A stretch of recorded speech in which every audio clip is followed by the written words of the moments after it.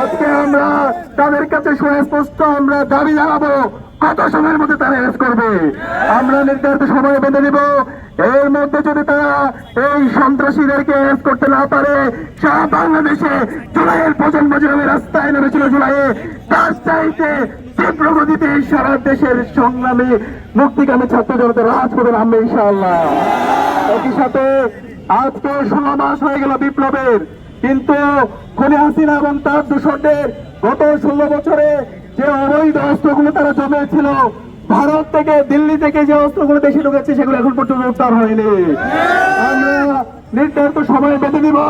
এই সময়ের মধ্যে এই সকল অবৈধ অস্ত্রকে উদ্ধার করতে হবে।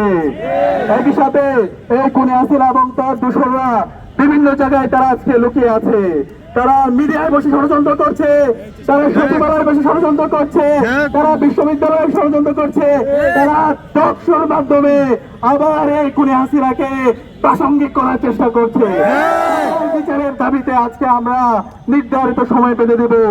এর মধ্যে যদি এই সমস্ত ফ্যাসিস্টদেরকে, খুনি হাসিনা এবং তার দূষণদেরকে অ্যারেস্ট করা না হয়, তাহলে বাংলাদেশের মুক্তিকামী ছাত্র জনতা তীব্র আন্দোলনের মাধ্যমে এই অন্তর্বর্তীকালীন সরকারের বিরুদ্ধে আন্দোলন গড়ে তুলবে।